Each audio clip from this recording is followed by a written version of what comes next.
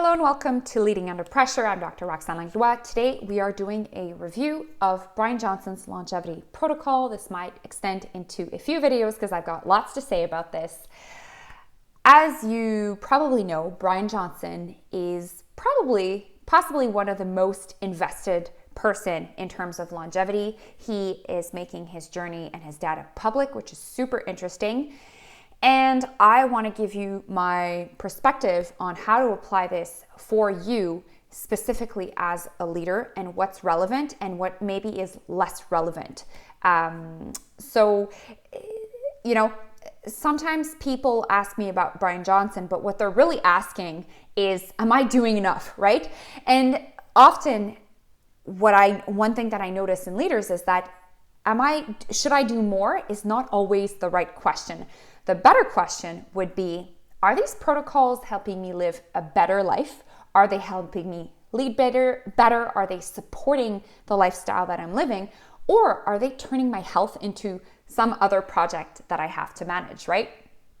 So as I said, I'm Dr. Roxane Langlois. I'm a physician and a performance coach for founders, entrepreneurs, and leaders. And in this video, we are going to cover what Bryan Johnson gets right about longevity, what I think is brilliant and I think you can apply, what I think is missing from the conversation in longevity, and especially how it pertains to leaders under pressure, and 3 questions that can help you build a longevity approach that actually supports your life. So I want to start the conversation off by telling you a little story that happened to me recently. So in the last few weeks, a young entrepreneur reached out to me and asked if I could build him a similar protocol to Bryan Johnson's. And as we were having the conversation, he was telling me, I want to live till this age. I think it was I don't remember if it was 120 or 150, but like a pretty ambitious goal, which is all fine and well. We all want to live long and healthy lives and thrive in our lifespan. So there's nothing wrong with that. But as we deepen the conversation, most of the conversation was focused on numbers, data, metrics, the age, the age in numbers, and the conversation was not looking at quality of life, life satisfaction, what kind of impact you want to have. Why do you even want to be on this planet for such a long time? Like, what's the point? So as we had this conversation and, I thought about it and I ended up politely declining because this is not what I want to focus on. And I don't think that the best health strategy is just copying someone else's approach. I think that looking only at numbers is the wrong thing to start with. And I think that the better approach is to start with, what do you want your life vision to look like? What kind of impact do you want to have? And from there, we build a strategy that supports that vision. So all that to say that I get it. I understand what the appeal is and why people are so fascinated by Bryan Johnson and his longevity protocols. Leaders and entrepreneurs, we are naturally we naturally gravitate towards systems, data, experimentation, risk reduction. We love finding problems and solving them. That's kind of our job, right? We're professional problem solvers. People come to us to get our problems solved. And so when you build success in business or in a career by solving problems, it's only normal that you would approach and look at aging as another problem to solve. I also think that, Bryan Johnson is a visionary. He's willing to experiment. He shares much of his data publicly, which is so interesting from a scientific point of view. And he is challenging assumptions about what may be possible in the health frontiers, which is amazing. So a lot of things he gets right and I agree with, and some of these are and part of the longevity protocol that I really like is that he really emphasizes the basics, right? He straight up says, because his protocol is all public, you can have a look at it, and he straight up says, the foundations are the most important thing. He spent millions on research and extensive, more futuristic interventions, but actually, he emphasizes that the fundamentals are actually the most important part. So things like making sleep one of your biggest priorities. Deep quality sleep is something that really should be the foundation of your longevity strategy, and I would even say your business strategy. Then there is consistent exercise, eating nutritious foods, reducing harmful habits, creating an environment that favors and encourages routine and supports your body's rhythm, right? So blackout blinds, cool room temperature as you sleep. So these are all very, very useful things and probably pretty underestimated, right? People see all the flashy gadgets and gravitate towards that, but really the foundations is probably where the highest yield impact would be. He's also tracking a lot of biomarkers. I think that personally, no pun intended, it's overkill. Especially if you haven't mastered the basics, you should not be going out and getting all these blood tests. I think that can cause anxiety. It could be frustrating. It could diffuse your energy, basically. But certain markers that I think are pretty relevant to leaders are blood pressure, resting heart rate, HRV, and blood sugar. Those are just some of the basic biomarkers that he is tracking that I think are relevant. So these fundamentals are not just relevant for your longevity, as I said, they are also relevant as a business strategy, right? So sleep will be affecting your judgment, your patience, your decision-making, your clarity, your vitality and stamina in business, right? The guy who had a good night's sleep versus the guy who's not sleeping well, everyone knows who's going to have a bigger impact, who's going to be more able to negotiate and be more convincing. So sleep is a really big one. And then routine, there's also something very powerful about routines, especially in leaders where you are constantly having to make decisions all day. Your whole day is, all these decisions that you have to make. So a routine reduces those amount of decisions, right? You just know what you're going through, and it makes it easier on the mental side of things when you already have a demanding day. So, as I said, the most valuable part of the protocol, I think, is not in the expensive, futuristic stuff. It's actually in the fundamentals that leaders already know that they should be doing, but they're not practicing consistently. So, so let's talk about a little bit what I disagree with his protocol. So it's a very extensive protocol, so I won't go through all of it, but a few things that really got my attention were that he is on prescription drugs, so an anti-diabetic drug, a blood pressure medication, and an injection for cholesterol. But he's healthy, like he wouldn't need those drugs. And everyone has a different perspective because I assume doctors have prescribed this, but my vision and my philosophy is the less meds that you need, the better, right? The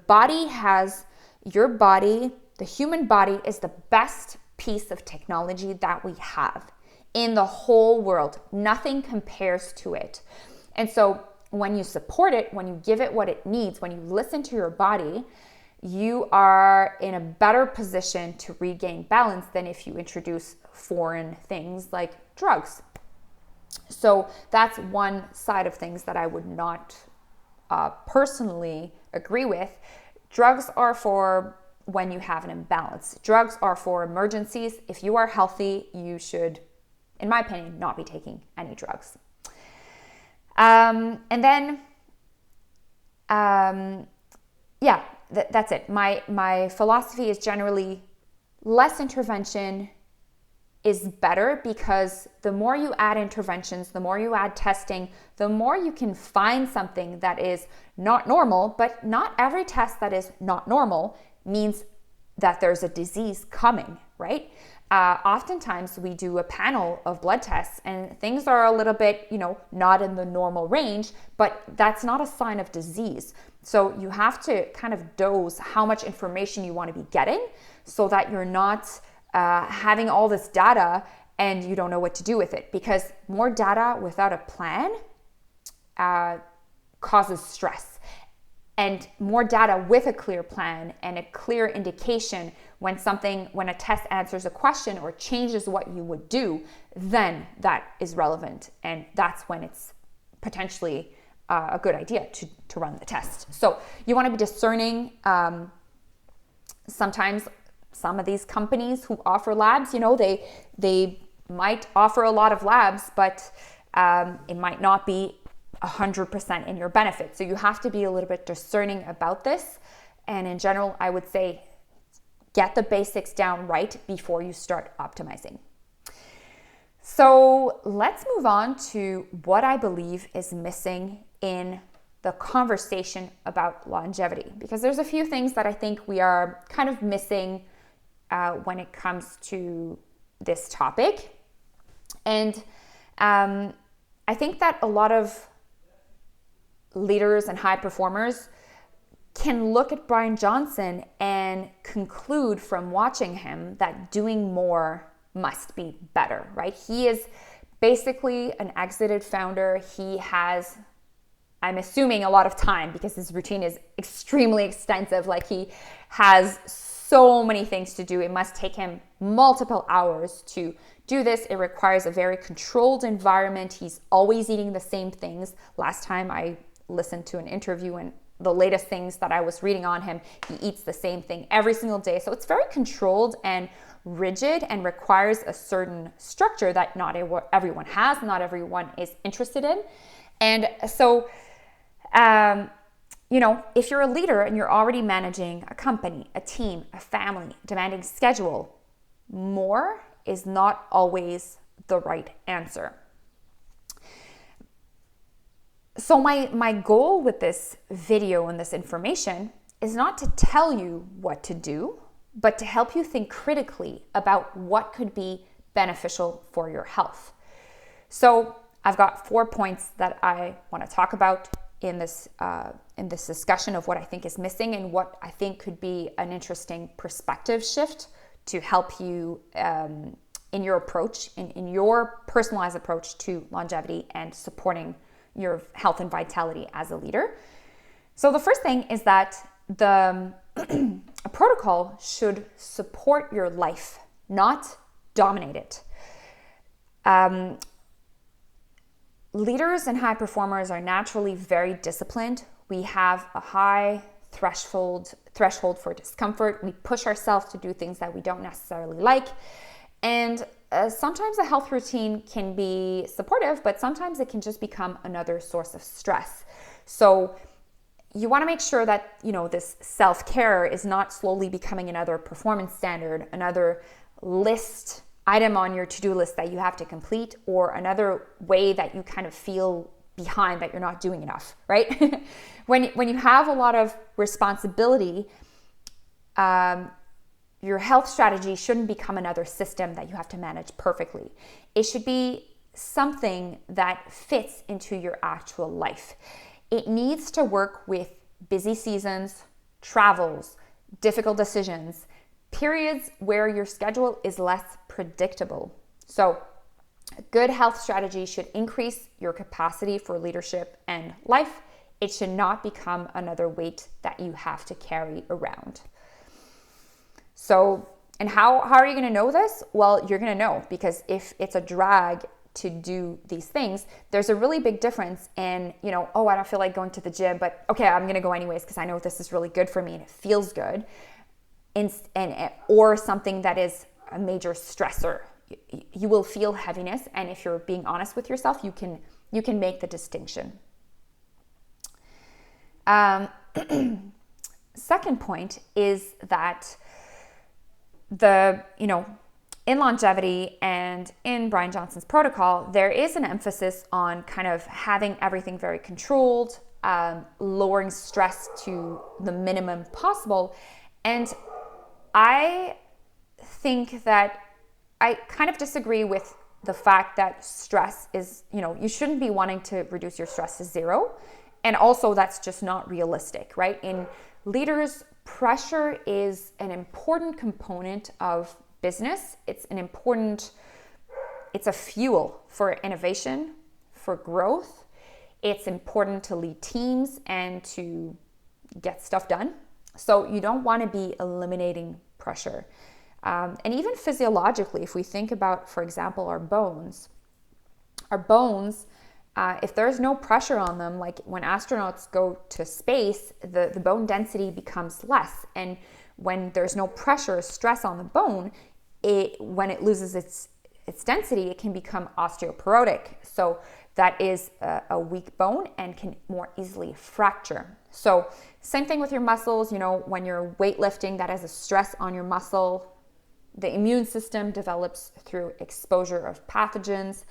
And so the goal is not to remove stress or pressure completely from your life.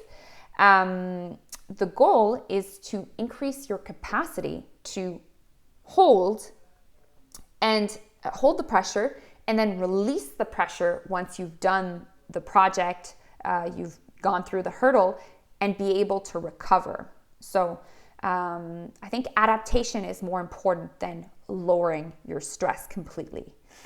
So, if you're a leader, we don't live in perfectly controlled conditions. That's just not realistic. And I don't think that it's helpful. I think that most entrepreneurs could become easily bored with an environment that's too predictable or controlled.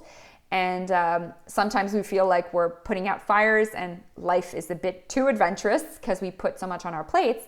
But the reality is probably we would be a little bit bored with something that is very repetitive and monotone and predictable. So your health strategy has to support you within the realities of your business world.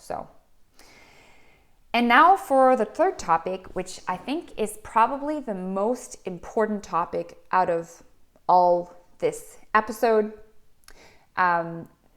This topic is the most high yield topic that I see, and the highest impact, highest yield on leaders. And this is nervous system regulation. So you can be sleeping 8 hours, eating well, exercising regularly, but if you are chronically hypervigilant, if you're chronically tense in your body and unable to switch off, well, that's a problem because your system and your body is working overtime and not recovering adequately. One of the biggest signs that I see when this happens is trouble sleeping. So either the sleep is not so deep or trouble falling asleep. Maybe people need a couple glasses of, a bit of alcohol to lower their nervous system. Recovery is not just the absence of work. It's the ability to turn your mind off and consciously turn your mind off at will and to have a relaxation response in your body. Entrepreneurs and leaders, we're constantly in that problem-solving mode. It's just because you leave the office at 6, it doesn't mean that you're not thinking about what could be optimized or improved. So this is what makes us so good, because we're relentless, right? We just always want to be optimizing everything, but it can have a toll on the body. So believe it or not, nervous system regulation, turning your nervous system on when you have meeting, negotiations, you have, you're doing a presentation, you need to convey a point or lead a team. You want to be on in the fight or flight, we call for the nervous system. But when you're recovering, you want to be able to drop that tension in your nervous system so that you're able to recover and enter what we call the rest, digest, and recover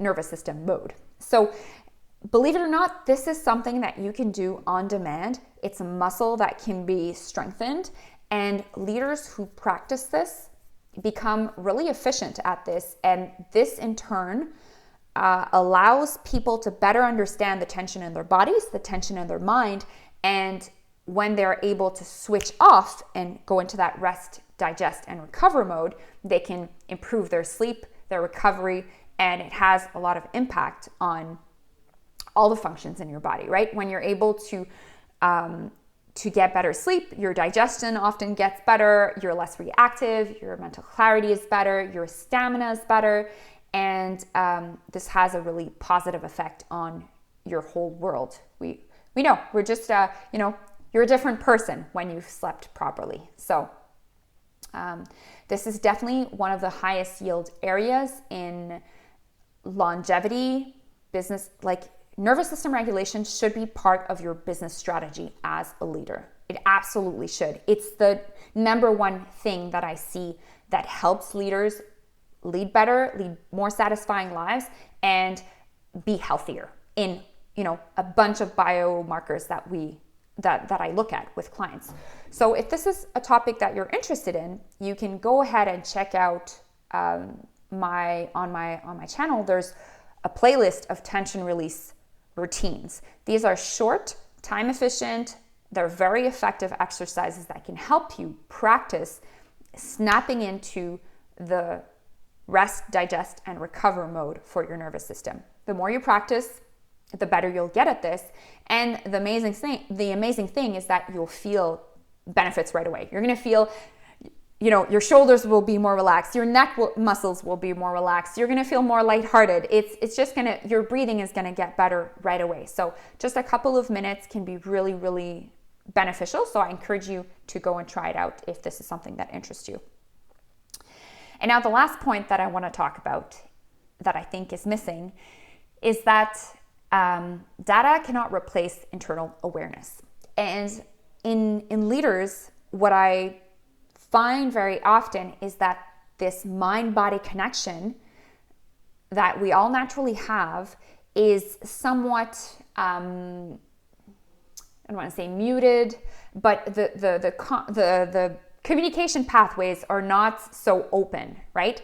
The body is sending a lot of signs, signals, bells and whistles that high performers tend to silence, override, completely ignore.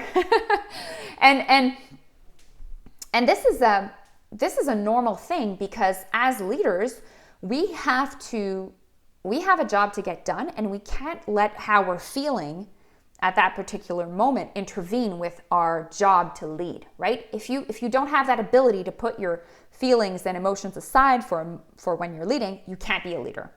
So it's normal that this information and this communication is toned down, but in the long term, it's problematic because we ignore these important signs and signals. So as an example, I work in the emergency department, and if there's, patients coming in or a guy in the trauma bay dying, I can't be like, oh, I don't feel good today, or I need to rest, or let me go get a snack, right? I have to put everything aside. I have to put on a straight face, pretend like everything is okay. I'm fully in control at all times, and and lead my team to solve the problem as rapidly and as best as I possibly can.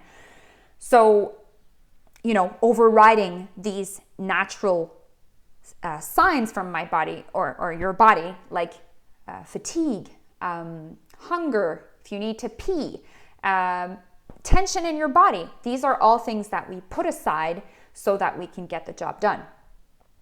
So what is useful is reconnecting that connection with your body and your mind, so that you can, because your body is sending you signals all day, all night if you're not sleeping.